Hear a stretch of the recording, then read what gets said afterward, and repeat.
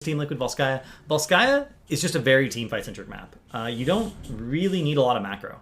The only thing you need really on Volskaya is team fight and then team fight and then team fight. You need just enough wave clear that they literally can't shove your buildings down in between objectives, and you can rotate to get the turrets and not get so out rotated that they get a support camp when you don't get the turret. So it's like it's the least wave clear centric map.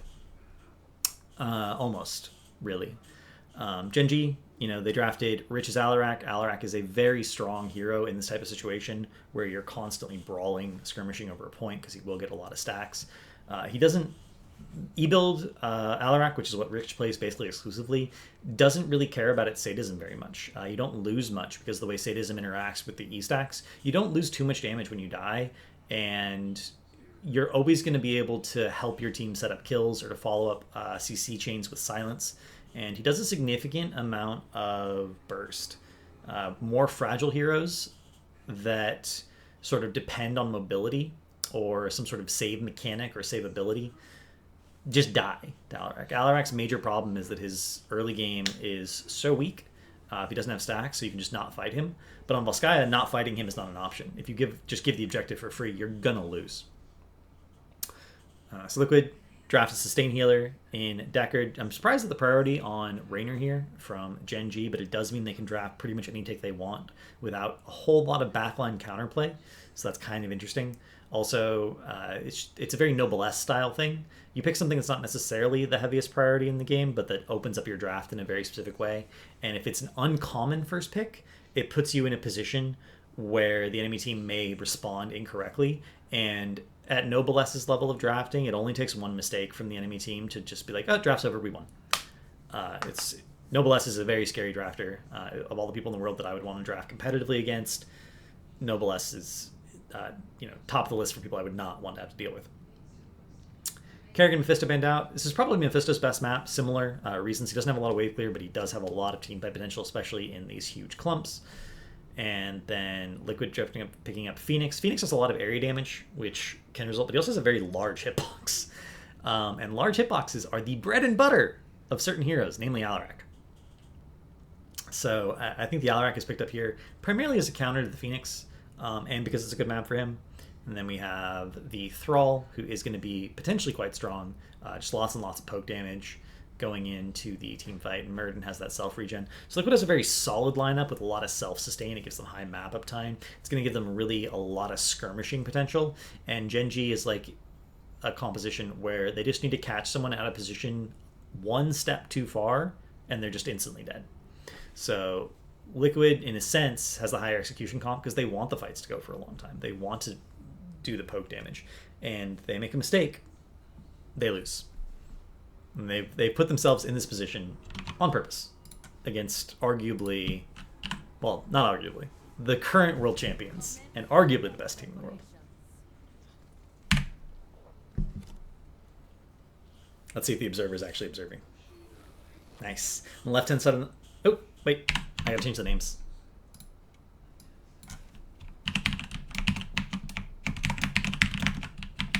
Sorry about that, guys. On the left-hand side of the map, we do have Gen.G. We have Reset on Raynor, Kyocha on Yrel, Rich on Alarak, Tis on Diablo, and Sake, Team Captain, on Malfurion. And on the right-hand side of the map, we have Team Liquid all the way from EU, Nurok on Deckard, Hasuobs on Thrall, Eternal on Blaze, Sportsbilly on Murden, and Arcaner on Phoenix.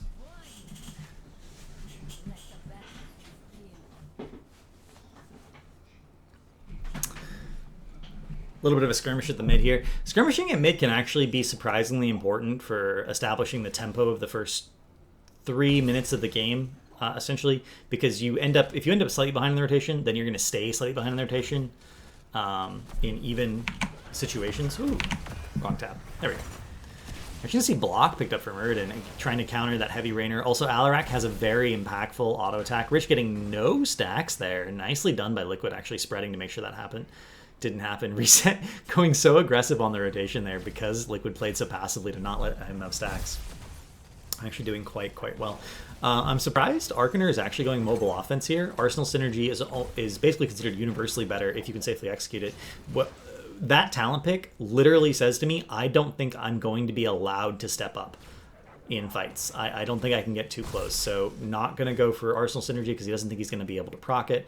We have a beautiful, clean rotation here from Gen.G, but it's actually a little bit slow. And both teams doing the same basic thing. Look, Alarak and Thrall are anchoring top lane. Yrel is getting just bullying Blaze here in the bottom. But Phoenix and Deckard are already on the turret camp. Gen.G is actually late. This is uncharacteristic for them. They are not normally late. Normally you go mid, top, mid, turret, and you leave one person top to make sure that soak gets caught. But Rich was top. He was just 1v1ing the Thrall. Mid did not get cleared rapidly. We did not see Reset doing that, and they're late on that turret.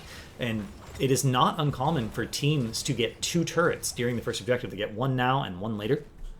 So having that be late actually could impact their ability to contest the point midway through the fight, assuming everything else goes according to plan. We're going to see Tist look at the rotation here. Raynor has to stay and soak this lane. We always say on the stream that wave clear enables rotations, and when you don't have wave clear, it means you don't rotate. So Reset is staying in the lane. Kyochi actually comes up to help because he already had the lane advantage in his lane. That is, of course, a winning matchup for Yrel. Yrel's claim to fame, ever since release, was that Yrel is very good into Blaze in lane, even before her massive, maybe unnecessary buffs. Both, and interesting here that Gen.G is actually timing out their siege camp slightly better than they did their turret camp. The turret camp gives a significant amount of experience on this map, slightly less than an entire minion wave, whereas the siege camp gives basically no experience. It gives a tiny amount of experience. It's less than a third of a minion wave. They're all actually getting picked off in the top lane. Reset with that rotation through after getting the camp, although they did not camp it. And with that kill advantage, they're actually going to go straight for the support camp. Blaze has the rotational advantage here, so Blaze actually could, if they see it, no one's scouting it, they haven't checked the support camp. Sport Billy finally catching it. And Arcaner is here, Thrall will be late, Kyocha is just now coming up. Are they going to get there in time? Can we take this fight? Huge Deckard route. Kyocha coming in, has the armor onto everyone. Diablo forces Sport Billy off the point, picks up the objective. Eternal gets sucked back in by Thrall, and Liquid did not know exactly how to handle that. They threw everything in, but they didn't single out a target. It didn't look like Phoenix was damaging the right target at the right time. Oh my god, that they barely saw it in time. They almost had caught it in time, but the cooldowns and the rotations just did not work out for them as well as they perhaps could have. Sport Billy getting CC chained is extremely low, is out of mana. He can tap and regen with his trait. He does have tap available, so they will be able to get back onto the point. 32% going over to Team Liquid. Tist staying on the point. This is going to be 12%. Yrel did go top, caught that lane. Blaze is in bottom now. Liquid is now at a point where they have to wait for 7, so Gen.G can step up. They can be a little bit more aggressive. Rich going for the low percentage combo there, hoping he could get it from behind the wall, but it didn't look like he quite get it. That is sort of the plus side of hitting level 7 here for applied force. He can potentially get those long range pick combos. He's just speculating on whether or not he gets behind the gate. Low percentage combos when you're ahead and the enemy team is playing very safe are very much worth going for. Ooh, Kyocha with the knockback trying to split the fight. And that turret timing actually working out pretty well for Gen.G and for Liquid. They now both have gotten 2 turrets. Support camp, however, for Gen.G should help them win this. Tist may have to put it down here. He's eating a lot of turret damage here, but Eternal actually gets overpowered, out of position, is going to go down. Kyocha in the backline, very damaged. Turret actually not put on the point for Liquid. They burned it. Backing up 2 turrets was not enough, and Tist did not even use the support camp. He's like, Kyocha who? Kyocha's in his support camp, he'll be fine. And as it turns out, he was 100% fine. And that is going to be the first protector going over to Gen.G. They put Diablo and Malfurion in it. This is going to allow Rich to continue to try to stack on the Alarak. They're immediately looking for the Phoenix pick. Phoenix has blinked. Please, Observer, move down, and we're going to see it. Nice! Beautiful setup by Rich. Called it. The team rotated immediately, and mid wall is gone to the protector. We're going to have this 3-man pressure now. In the bottom lane, no. Yrel's actually going to clear and leave. They're not going to continue that pressure. They're going to pressure into the mid fort. At this point, Gen.G is just rotating everywhere. They're trying to get as many minion waves killed as possible. Minions do give more experience than the outer structures, but not the inner structures. The towers give 250 each, but forts are significantly more. They might actually be able to get the fort here in the top lane with just the protector. You can see Rich is sort of half rotating. He's looking for the choke. Is someone out of position? Can I catch someone? Is anyone looking for a flank? Forced to telekinesis himself away. Reset may be in a little bit of trouble. I don't know if his knockback is available. Gets slowed. Does have the knockback, though. Is going to get caught by the Deckard combo. And Sport Billy going to take him out. Oof. Unfortunate there. Protector does go down. They have gotten it. APOC coming out. Huge root follow-up. And that is going to be Thrall going down. Nicely done by Gen.G, using that that heroic advantage in the rotation to catch that one kill. But very good by Liquid, actually securing a kill there. That comeback mechanic experience is something they desperately needed. However, with the 10 advantage, Gen.G will now be able to get their second support camps, and they will now have 2 support camps. The turret camps should be up for both teams momentarily. We, of course, have just a brief mini-map bug that happens sometimes with the Protector where they don't show on the map for a second. But they will be back momentarily, a few seconds for each team. And with the 10 advantage, wow, Gen.G's even going to try for mid-fort here. They're just going to try to get as much structure damage as they can. There's really no realistic way that this lives. And again, part of this is, yes, structures. That's Ancient or that's not Ancient Blessings. That's Nature's Cure coming out from Malfurion. Part of this is going to be, yes, we want structure experience, but it's also just getting rich stacks. Alarak is very much a hero. The more you skirmish, the more you brawl. In a careful, slow, controlled way, the better he becomes, just because of his infinitely stacking quest.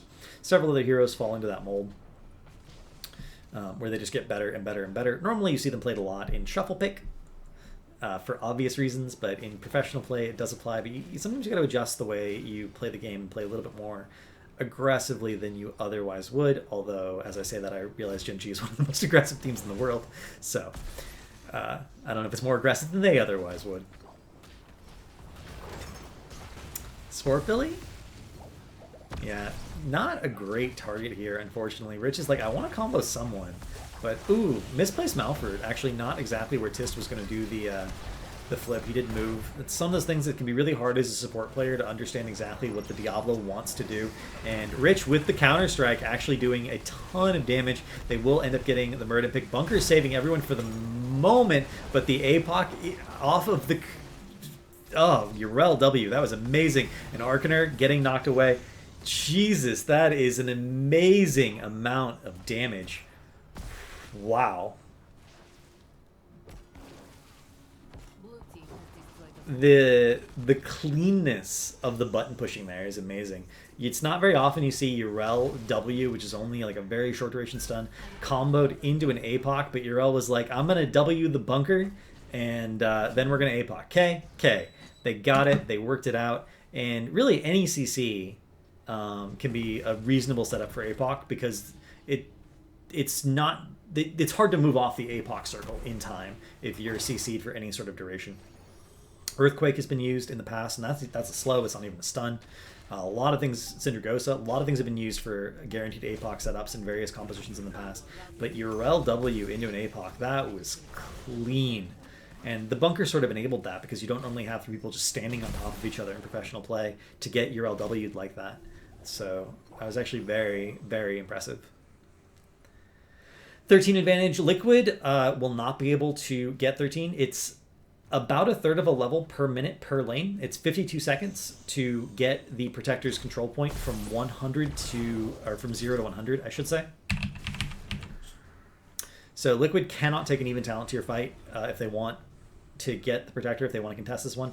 They just need to be split pushing or whatever. Potentially with turrets and support camps, you can affect that math a little bit, but turret camps aren't even taken, so they would have to bully their way onto the support camp, which they could do. This is technically, they know someone's on point. This is going to be a 5v4. Do they force the support camp? It looks like they were thinking about it. They were looking to catch one out of position, but they opt not to do it in the end. I think that was honestly their best chance of coming back in this game. They're not going to have a more favorable XP interval unless Gen.G makes a mistake and literally ints, because with the Protector they should be able to get top keep. That's going to get them 15 and a half, even more if they are soaking during that. A little bit of a skirmish here. And Liquid's actually running away from the Protector. They're essentially running towards the entire team that's not that Protector, trying to pick this 5v3. This is actually a cool decision, but I don't know if it's the right decision. I don't think it's going to be good enough into a team like Gen.G. And Gen.G is like, okay, fine, we won't get the keep. We're already down here. We're not going to waste more time and health on the Protector. We really just want as much experience as possible, so they're going to get bottom fort wall, bottom fort. They're going to aim for the keep wall. Camp still pushing top, by the way. Could very well get that fort wall and get them even more experience. I would not be surprised if Kyocha splits off here for mid, since it is collapsing right now. Or they could full commit here. Obviously, a full committal. They see Blaze top. Yeah, Kyocha's just going to give armor. For the moment, they're going to definitely focus on this keep wall. 17 seconds left on the Protector, but it has full health, so they can YOLO with it really hard to get as much value as they possibly can on these cooldowns. Notice the wave clear there, making sure the wave gets cleared first and then clearing the building. Also the splash damage, if you Q on the Protector, Q on a minion and it will splash to the building, Q on the building and it will not splash the minion wave. Ancient Blessings coming out. This is actually going to be tried to hard engage by Team Liquid. They're really trying to burst someone out. However, that's a Urel. She has R available. She hit it, and she's going to be absolutely fine. Putting armor on everyone, knocking everyone back for the disengage.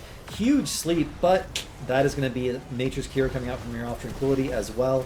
And Thrall goes down. Yeah, not a more favorable XP interval, unfortunately. That was briefly an even talent tier fight, but not for quite long enough. Although in terms of position, it was slightly more advantageous for Liquid than they were likely to get otherwise. And for the moment, they have saved the keep, so Eternal going down. Liquid actually had some really good decision-making in the last couple of minutes of the game that almost worked out. It wasn't quite enough, but in terms of pulling Gen.G into awkward positions around the map and trying to be creative in the way they were coming back, I actually heavily approve. We don't normally see a team this far behind against a top team still have enough resilience to try to make the creative play that's actually going to allow them to come back instead of the static play that is likely to just lose. And there's always a play to be made. Always. So, really impressed. Liquid obviously upping their game since the Western Clash, the last international event they were at. They committed to being better in an interview in HCC shortly after that. And honestly, I see it. I see that commitment to them being better, and it's never more obvious than when you're against a top team in the world and you're still trying to make these creative plays, still pulling things off that are otherwise not going to happen. Ooh, Jet Propulsion gets interrupted, though, as I say that, and Eternal goes DAWN. Really, really want to see more people when they're in that situation where there's no vision on the map, just mount soaking from fog. They don't need to be in the wave of the vision of range of the minion wave to get the soak, so they can be 100% safe. And Gen.G getting the camp, it's going to enable their push. Killing the sidewall here allows them to go in. If for some reason Liquid decides to step up too far, they'll be able to, combo the Diablo onto a fountain, onto a fort. They have that stun potential. Notice Sportbilly is not lining himself up with the Diablo stun, but that means Tisk can just walk up and start immediately DPSing. And we're going to see the APOC come down, but not with any setup this time. Ancient Blessings coming out again. Nurok going to step in. Everyone's hopefully going to... Nope, Thrall gets instantly deleted. So much damage going on and so much burst. It's amazing what can happen when all 5 people push their buttons on the same hero at the same time. Kyocha may actually go down to the keep here. The minion wave is not there in time. He does. If they can get the keep, that will have still barely been worth it. But if they don't get the keep, this will actually could be the beginning of a comeback for Team Liquid. And as I say that, they not only get the keep, but kill Phoenix. So I take it all back. Eternal goes down again. Bunker was not available. And beautiful route on the Sport Blade as well. But Decker route actually stopping the... A lot of interesting interactions there with knockbacks and charge mechanics. Now, Gen.G could back up. They could get 20 before the thing gets... They're just going to end. 2 catapults bottom. If they clear that wave, they will have that damage. Thrall actually proxy cutting the wave. Cutting in, but it doesn't even matter. The camp is still alive. It's going to do a significant amount of damage to the core. And that will be game 1 going over to Gen.G over Team Liquid.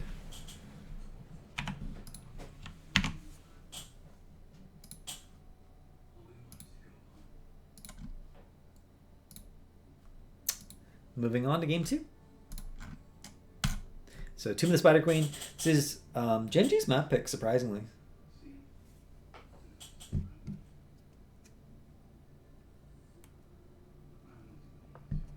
This is generally considered, Tomb of the Spider Queen is considered an EU special. EU is essentially the region that figured out how to play this map correctly first out of any region. And consistently in international events, they still have the most practice on it. They still do it the best, by and large, on average, in my opinion.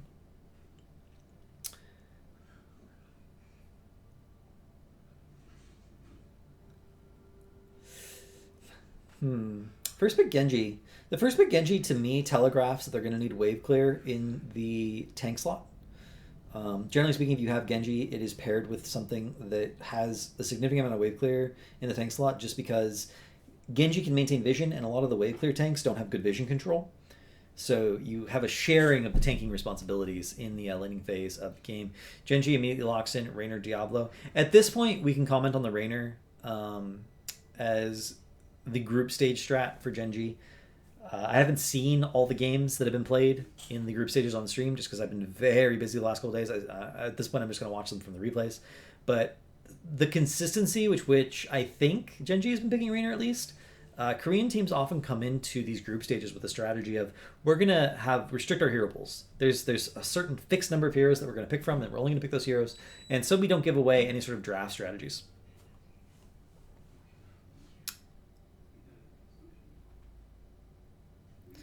They do pick up the Blaze and the Junkrat for significant amounts of wave clear, which they are going to need. And Liquid actually doubles up on wave clear. They pick up the Johanna and the Jaina.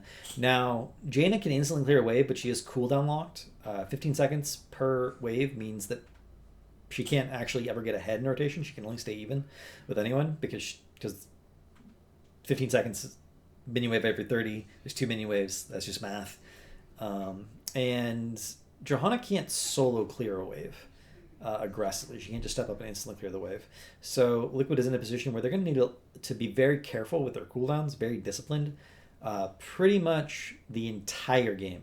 And if they get delayed on the rotation, if Jaina is forced to use Blizzard for a kill that doesn't happen, like Gen.G, oh, he's too far up, go for it, and then Blizzard doesn't actually kill anyone, Team Liquid will immediately fall behind in the rotation. Blaze is not really gankable in the offlane, so Genji is sort of a dud there. Urel, again, does have a favorable matchup, so hopefully we can see something going favorably for Liquid, at least in the bottom lane. Genji may be able to get out Siege early. That would be a big advantage. But if Liquid can get slightly ahead in the rotation, Jaina actually does do bruisers faster than any other hero in this draft, at least. So maybe Hasu can just go sneak bruisers, potentially. There's some potential if Liquid can get ahead, but I don't know if they have enough tools to actually get ahead. How come the EU teams still kept being good on Tomb while Tempo figured out Volskaya first, but other teams improved upon it? Did other teams improve upon it? Because Gen.G was literally just late on the turret rotation. Lots of teams play Volskaya. A few teams play Volskaya, as well as Tempo does in terms of the macro aspect of the map. Dig does, but Dig literally copied Tempo, in my opinion, because they didn't do it as well before Western Clash. The first Western Clash. And they did it better after. And it's just, it's hard to improve. Like, it's hard to get maps in a lot of cases. Not every pro team watches replays from other regions to improve. They don't necessarily watch games from other regions. And a lot of times what they take away, it isn't rotational things. It's other aspects of play. So pay attention now while Gen.G pokes and maneuvers around the turn-in areas. Really sick play. Okay. I have not seen these games. I was not watching the stream all day. I was sitting in on a scrim. So I actually haven't seen... I've seen the last set from the mainstream for today and nothing else. So I'm casting these games, and then I'm going to go watch the replays for the other games and for the games that I missed yesterday, because it's just been an incredibly busy couple days for me. On the left, we do have Gen.G, Tist on Diablo, Rich on Junkrat, my favorite, Reset on Raynor, Sake on Whitemane. On the right-hand side of the map, we do have Team Liquid, Hasuovs on that Jaina, Nurok on Deckard, Sport Billy on Johanna, Thernal on Urel? I don't recognize that Urel skin, and Arcaner on Genji. Ooh, ooh, ooh! The Genji build, Agile Dismount. This has been a tech choice for a long time for some players. I personally love Agile Dismount. The way you can just be mounted and just cover so much distance is so cool. The silly things you can do with it. Arcaner may well die here. No, he's going to be fine. I lied. That Blizzard actually, maybe is good enough. 2 kills secured out of the gate for Liquid, and they come out swinging. If that Blizzard did not secure those kills, they were actually in so much trouble, but they have the rotational advantage. Sport Billy should immediately back up and burn tap here. Burn tap this early, it's totally fine. Kyocha getting caught on the rotation, maybe. This is the thing I was worried about with the Genji, that Kyocha would actually be in trouble, but he's not. He's fine. Sport Billy coming down to help with the wave clear. I don't even know what's going on right now. Jaina managed to clear top lane. Jaina's stopping to clear mid. She's going to be able to 1v1 the Junkrat. Immediately clear the wave and step back. Jaina has that advantage. Jaina is the god of instant wave clear, essentially, in this game. At this stage, in the early game, she just walks up to wave, hits 2 buttons, the wave dies, she picks up the gems, picks up her globe, and is out of there. Did not pick up the globe, actually, unfortunately. And I'm guessing did not pick up the gems either. Nope, only 4 gems. That's the one downside of Jaina. Even though she can clear a wave on Tomb of the Spider Queen, you have to actually have someone else there to pick up the gems for you. Arcaner trying to bait out cooldowns, and again, should not be letting cooldowns get baited. Kyocha actually gets a beautiful jet propulsion. Sport Billy does not have Iron Skin available. He's going to be fine, though. And Eternal with the peeling W, is this the knockback? Is this the Yrel? God, Yrel was such a good rotation there. Oh, and Johanna's immediately just going top lane. Notice the Junkrat trap moving around, always in one of these bushes to get vision. That's one of the major advantages of Junkrat on this map. He always has vision of one of these bushes, which means he can have better vision of the rotations. He has negative information. He knows where the enemy team is not, and that's actually a big piece of understanding of where they are. Tist, again, just trying to interfere with rotation. They don't necessarily have faster, better wave clear early, but if they can skirmish, if they can out-skirmish, if they can out-trade, they can be in a situation. White Mane essentially has infinite mana once she hits level 4.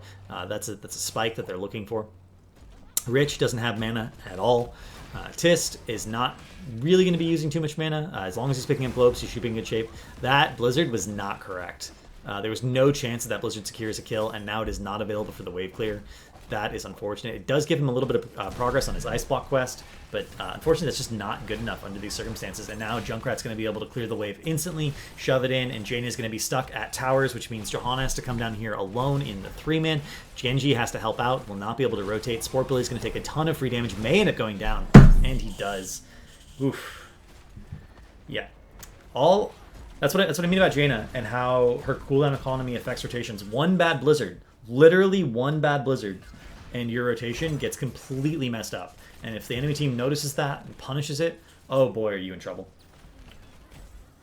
This is one of the reasons that for a very long time Jaina Malf was so popular, because Malf changed that equation with Innervate. Hasselhobb's getting saved by Rich. Rich is a good guy. He did not want to kill his old friend Hasselhobb's. Arcaner trying to turn in his gems bottom. He will also be able to manage that turn in. Sport Billy looking for the turn in here. We're going to see... Oh, that almost actually got the root. Would have gotten the interrupt. Nice blind root by Nurakim. I don't think he had vision of that, but he might have. I think he just knew that they were going to turn in. Sport Billy again taking damage. That's a beautiful Blizzard. Is going to clear the way. But gems, Sport Billy's like, no, I can't. You guys get a couple of them, but not all of them. And again, it's very hard. People talk about how important the objective is, and objectives are in Heroes of the Storm. Well, the objective on Tomb of the Spider Queen is in every wave. It's called gems. You need to pick them up. And if you're not picking them up, you're going to be in a lot of trouble. Rich taking a lot of damage here. Actually does get caught by the Decker root, but Liquid backed off. They did not think they were going to have that kill. Saki may end up going down, though. He's out of mana, and a White Mane without mana is a White Mane without healing. Nice kill onto White Mane. Beautiful. I don't think Eternal can get more than that. I am wrong. Raynor ends up going down. The aggression from Team Liquid being rewarded. Jaina getting some free siege damage onto that tower that will matter later if Liquid gets the first turn in, considering how pushed out their lanes are. And Liquid is on fire right now with this comp. As I say, that Sport Billy gets shoved in the towers, but he has his trade available. He's going to zip-zoop his way out of there after that Iron Skin. And Yrel going back to bottom lane, casually rotating up. Man, the rotations from the offlaners have been on point so far all this game. I'm watching the observer camera, and he's not checking it. But keep an eye on the mini-map. You can see the Yrel and the Blazer just constantly clearing against each other, which is not an easy thing to do, and just coming in. Sport Billy letting himself get wall stun there, but he did manage to get as far away as possible. The Blizzard comes down for... It looks like a zoning Blizzard, but again, not on the wave, so they're going to be slightly slow on the rotation again. And this, again, what I'm talking about with Jaina, if you mess up your Blizzard, you're going to be slightly slow on your rotation for the next 15 seconds. You got to change the way you play for the next 15 seconds.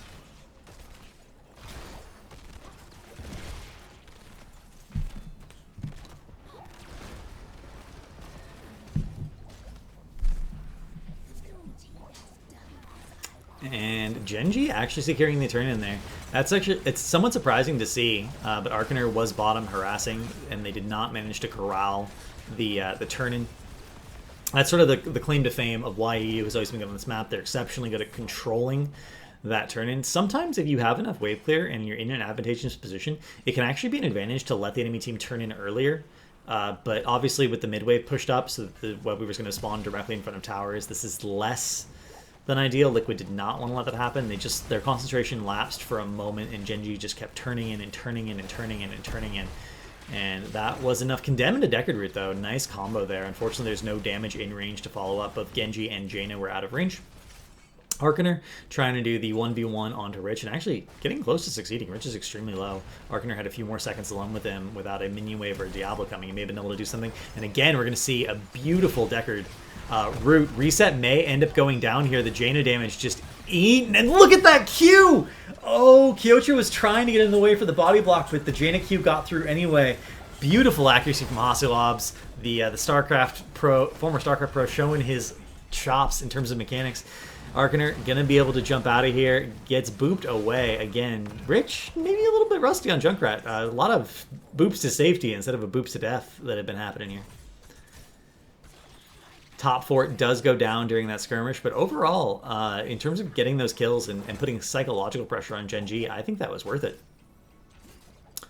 Straight up, the ability to keep Gen.G of all teams on the back foot in the situation, hugely significant. They're going to get bruisers out. They have the 10 advantage.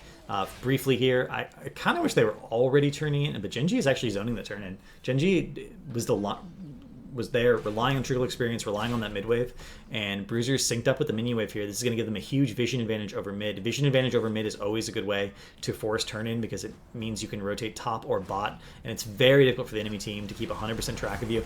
Kyocha getting caught is forced to bunker, and they're okay with that cooldown. They burn no heroics in exchange for bunker. They're going to back off. They're going to wait. They're going to let their normal abilities come back up and then re-engage. This is the sign of a disciplined team.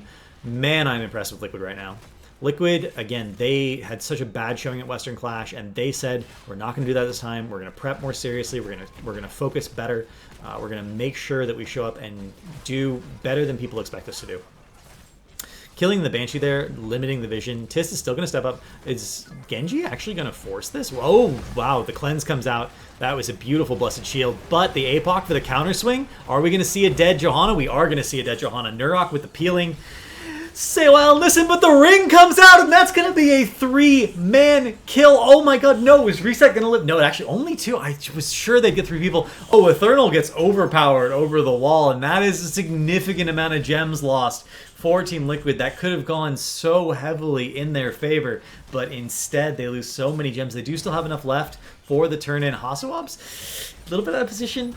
He does have Ice Block finish, but I don't think he has it available. Kyocha, eating away. Oh, the gems. There's so many gems. That hurts to see. Gen.G almost near another turn-in. They're just a very few gems. 2 gems off, actually. They only need to clear 1 wave, and they will have it. They're going to pick it up mid right now. So now it's actually a fight over who gets the next turn-in. Heroics 26 seconds away versus 30 seconds away for Gen.G. So Liquid does benefit slightly from waiting, but they're going to have a very narrow window where they actually have a heroic cooldown advantage. Gen.G is watching Gen.G's turn in top. Reset, looking to knock him away. Again, the Banshee trying to give significant amount of vision, helping out with the wave clear here as well. Rich is going to be able to turn his in, and that, I think, isn't all they need. I don't think Rich has solo turn in, but if they let him drop, it's going to help out a lot. They're just trying to get to a position where only one person needs to turn in. Oh, Kyocha has the majority of the gems, though. If they can catch Kyocha, they can actually put them in the same situation, but that's bunker again. Riptire coming out. Riptire actually does die before it explodes. Fighting under towers here. If they can clear that minion wave, they can actually... Do we have the sleep? Do we have it? Do we have it? Kyocha. Kyocha's the focus. Kyocha needs to be the focus. Arcaner's going down in the back line. Not focusing the target. Kyocha lives. That is really unfortunate. They were essentially targeting the gems there, and not gonna be good enough from Team Liquid. Team Liquid desperately wanted to clear Kyocha. They wanted to get rid of the gems. Kyocha gets the turn in. He is going to back for full health and full mana. Now comes the business of setting up the waves for the pressure from both teams. You can see Liquid is moving top. They're going to their most pushed in lane, which is the safest one for them to clear, and the most important one in terms of push for any potential keep plays for Gen.G. Sport Billy is going to clear mid as soon as it pushes up to the wall. And they're being very conservative. The risk-reward taking a fight right after an enemy gets a turn in is very high. It's very high risk because if anyone dies, the turn-in can literally double or triple in value. But if you get a kill, you can almost completely negate the turn-in. Liquid opted for the conservative approach, the no risk, medium reward strategy of just clearing the waves and moderating the value that Gen.G is going to get from this turn-in. Jaina doesn't have vision, forced to rotate safely all the way through base. That's going to mean Hasuobs is going to be here extremely late. Meanwhile, Eternal is in Africa. Literally just casually in the enemy team's base doing things. We call this being Yrel at this point in the game. Lines up for the wall stun, goes down, loses some gems. There's better and worse ways to be Yrel. Some heroes just like to run it down. I should say some players just like to run it down on her. Junkrat is now a pseudo-global with 13 with Ripper Air. It's going to be moving around. And Gen.G actually going to go for a boss play. Team Liquid does not have any vision of this, but if I see a Junkrat clearing top lane this aggressively, this far out, my mind immediately goes to boss, and Sport Billy's going to run right towards it. Blessed Shield, can they get the pick on the Junkrat? They can! Oh, and boss is not done yet. They're checking it. Don't let it leash. Don't let it leash. Arcaner over the wall with the agile dismount. Yes! They're actually going to be able to pick up boss a little too greedy. Rich playing a little too far out. Negative information there.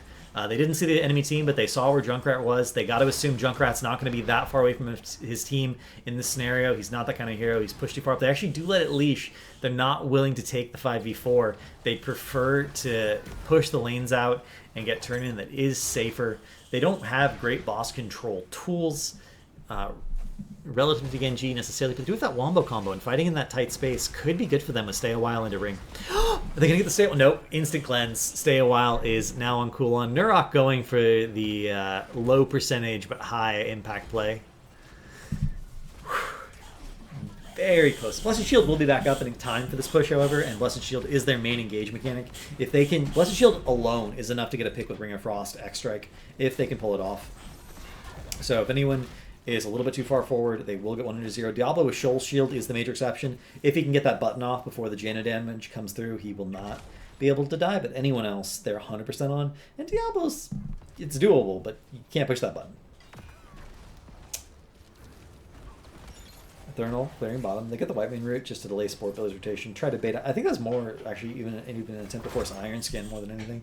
Sport Billy hanging out in the alley. He's potentially looking for the bottom rotation. This is something that is now an extremely common tactic. Beautiful body block on the jet propulsion, and that's a dead blaze. There's no way Kyocha gets out of this alive, right? Right? Everyone agree? Kyocha has jukes from hell, however. It does get the Ring of Frost absorbed onto him, and he is going to go down. Ooh, that was... Kyocha almost gave them the slip in like a 1v4. It was close, but no cigar. Sleep on the Diablo. In the background, that was a peeling sleep, not really meant to set up for anything. And the Fiesta continues. Eternal does have his R, so he can continue to run it down if he chooses to, and he chooses to. He's going to now get out of here that he's popped the R button, but he delayed the back, he delayed the exchange long enough that Sport Billy can step up, gets condemned, but no one quite in range. Hasuobs, unfortunately, I think he actually had Blizzard available because he did pop Icy Veins, but could not step up just because he was so low on health. Siege Giants get taken instantaneously. Hasuob's backing for full health. Turn in for Liquid, but no turn in for Gen.G, which means that the ball right now is in Liquid's court. They're the ones who have control of the map. They don't have to watch turn-ins, and Gen.G does have to watch turn-ins, so they can get bruisers. They can push out lane. Siege is already being pushed out bottom. Liquid is actually in an extremely favorable position here in terms of ending the game first, but they need to do things in a pretty specific way in order to give themselves the highest chance of ending. But again, this isn't EU special. EU's just played more of this map at a higher level than other regions have, in my experience and in my opinion. So this is a situation where they should be doing the best they can. Armor stacking from the Yrel there. A lot of armor. Armor stacking is a fair and balanced mechanic, by the way, that Blizzard is going to hopefully nerf. It's a little too strong right now. Bruisers being cleared out, and again, such careful play. You always try to establish control, you establish vision, you establish your waves, and then you go for the turn-in. Liquid playing this perfectly. Riptire does finally go off there. Relatively low impact Riptire, though. Eternal does have healing. Actually, he's on the flank here because they're not checking. And then you see Raynor looking for the dismount with the Raynor's Raider. Bunker forced out again. Blizzard is going to clear that. So Liquid's got to feel pretty good about that. They sort of lost the health exchange. They're lower on health than Gen.G is for the most part, but they forced Bunker, whereas none of their major cooldowns were forced. We're gonna have Urel's heroic up in a few seconds. They're now 5 heroics to 3. That's a very favorable position to be in, and they can just look for this turn. And does Gen.G really want to fight this? Like, do they want to take this risk? Raynor's Banshee going down again. Huge burst damage from Jaina, just kills it over and over and over again. Accuracy of these Qs in the small hitbox. And we're going to see the full combo without Bunker to make the save this time. APOC for the self-peel, but Blaze is going to get super deleted. Wow. The cleanse comes out, so Tist gets to live, and the arrest in midair on Eternal there. Not going to be able to get the E reset from that level 7, unfortunately for him. But with that kill, Liquid has secured themselves a turn in. Bottom lane is very pushed in, and if they want to get value at the bottom over, they need to deal with that. But I hope they don't. I hope they focus on mid and top, mid and top, mid and top. I want both these forts guaranteed going down. I do not want, and they send Gen.G for the clear. That is a lot of experience though, and Gen.G can get back faster than anyone. I'm okay with that. If Gen.G goes, he will get the soak. He won't clear the wave very quickly, but he doesn't need to. But he'll get the soak, he'll pick up the gems, and he can come back, which is the important part. They're not going to get value out of that Web Weaver, but they want to make sure that the soak actually happens. And now that this is here, that the Web Weaver's here, I want them to pressure up and get as much damage here as they can. Jaina using her abilities on the structures. This is a structure fight, it's not a team fight. Until Blaze gets back, now that Blaze is here, and now Arcaner's here. The crispness of that timing. Beautiful play by Liquid, actually.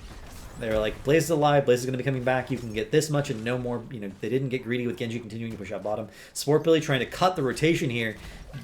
Does not... Oh, actually, Blessings comes down. Bunker is available, so there's potential here for Kyocha to make another outplay. Riptire coming in from the backline. Armor onto Arcaner.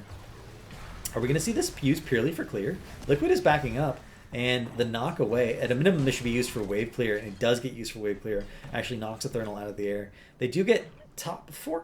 They do not, however, manage to secure mid, even though they did secure mid wall. If this Web Weaver secures bottom wall, that will actually be exceptional for them. Or if they can secure forward. Either way, currently they're on the race to win 20 at the moment.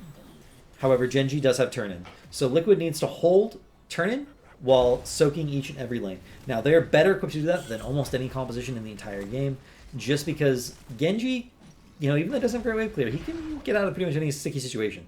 You send Gen.G on the enemy team side of the map and say, soak a wave. He'll be like, okay, kill a well. Fine, whatever. Gen.G can just go in and come back out safely 100% of the time.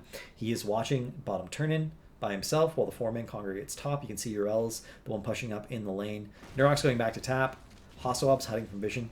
They don't know Nurok's back and tapping. If Gen.G knew for 100% certain that Nurok was tapping there, they would have forced. They would have tried to force a 5v2 or a 5v3 right there. But they didn't know. Nurok probably mounted and left out of vision. And Liquid actually has turn in as well. And Gen.G is just giving. They're letting them turn in. And, oh, wow. The greed. The greed is real. Are they going to try to get boss here? I have to click on it. Oh. And they know. Gen.G knows.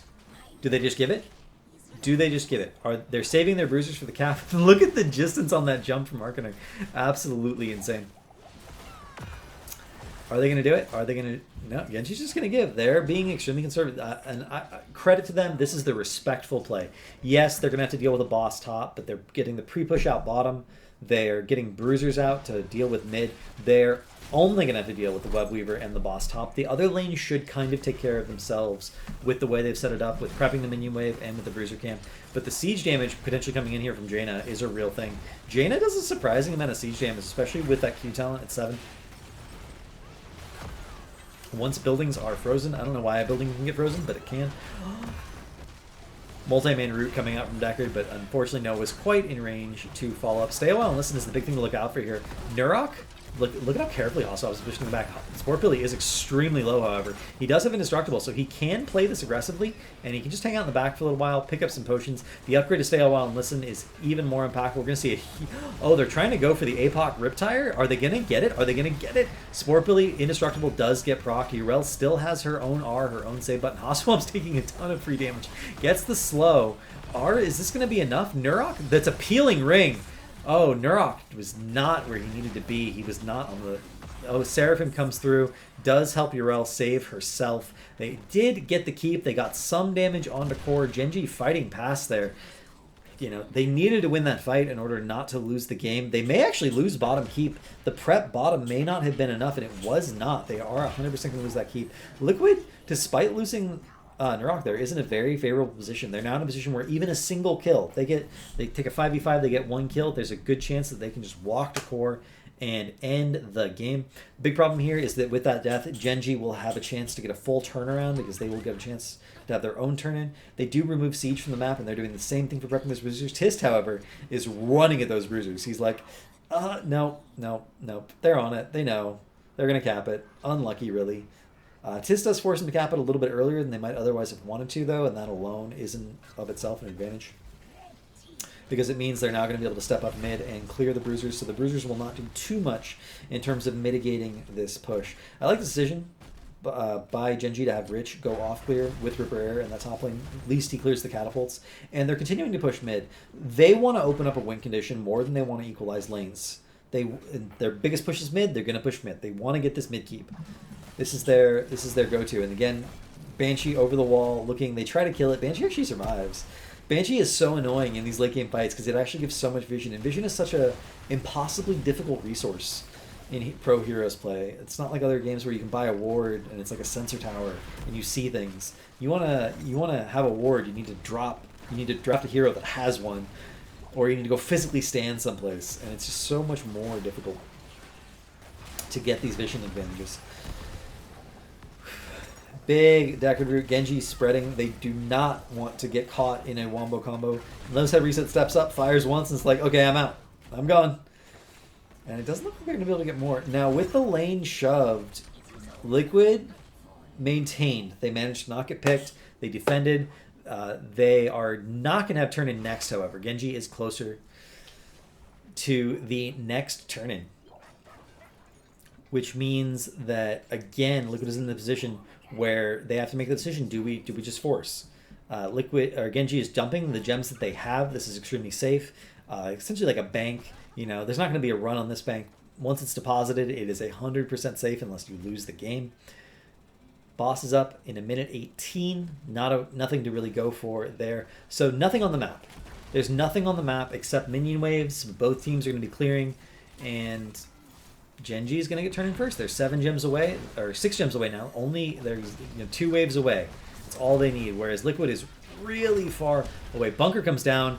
Instant cleanse. The APOC combo. Sport Billy is the focus target, and of course he does have Indestructible. It will come back up. We're gonna see the stay a while. Are we gonna see the ring? We do see the 2-man ring, but no. Blaze actually dodged. It's gonna be the 1-man ring, but 1-man ring on the Diablo. Soul Shield. Hello. Hellgate's out. Blaze ends up going down anyway. He gets killed by damage incidental to the ring. It didn't look like he got hit by it, but he got hit by everything else. And Hasuop's extremely low, and Junkrat with the chase, throwing out these grenades. Maybe not going to be enough. However, Gen.G is still closer to turn in, and they do have a wave bottom that will give them a sufficient number of gems. Maybe we see Reset just pick these up. Oh, they're spreading the gems. No, don't spread the gems unless that was 6. Okay, it was 6. Now they have 2 people who actually have. We're gonna do this. They have 2 people that have turned in? No, they don't. They have 7 and 3. It would have been better to have 1 person with 2 people with 7 if they could have worked it out that way, but they preferred it this way. They do have to have sent someone back to deal with that. And Gen.G off of getting killed. Bear in mind, Gen.G got killed and got a turn in. Unusual to see that, but Liquid was very chunked and had to back way far up. And they did not want to risk being out on the map as a smaller group rather than their full group of 5. But with the core being so low from those catapults, something that Gen.G did not respond to. We're actually seeing Liquid go for the back door, and the sleep, they're also silenced off of that. That's going to be game. GG. Liquid with the upset actually pulling a victory over the current world champions. Liquid said that you would see a different team coming into the HC finals, and we did. Blaze should have gone plating. Yes. For those of you who are not familiar with Blaze's 16 talent, it's called Juggernaut Plating, and it is literally the most broken thing in the game into ability damage and percent-based damage. And it didn't get taken.